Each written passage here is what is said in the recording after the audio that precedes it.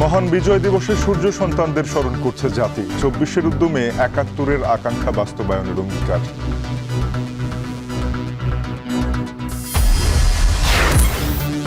ফের দেশ পুনর্গঠনের সুযোগ এসেছে বলছেন বীর মুক্তিযোদ্ধারা। ঐক্য না থাকলে বিপ্লব বেহাত হওয়ার শঙ্কা। যারা আসছে সবাই শোষণ করছে, তারাই নিজের পেটুয়া বাহিনী গঠন করেছে।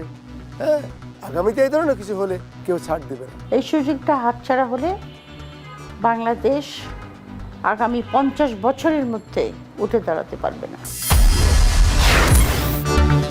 বাজেট বাড়লেও নরসিংদীতে কমছে কৃষকের সংখ্যা, স্পষ্ট উত্তর নেই কৃষি কর্মকর্তাদের কাছে। সার, হসপিট, পটাশ ইত্যাদির তুলনায় গিয়া কৃষিকাজ কিছু পাই না। বর্তমান যে একটা আয় করব না, ফলা ফানলে আফরা করাইব, এই সমস্ত কিন্তু বাও নাই গিয়া। সিরিয়ায় স্বাভাবিক হচ্ছে জীবনযাত্রা, আন্তর্জাতিক নিষেধাজ্ঞা তুলে দেওয়ার আহ্বান জাতিসংঘের।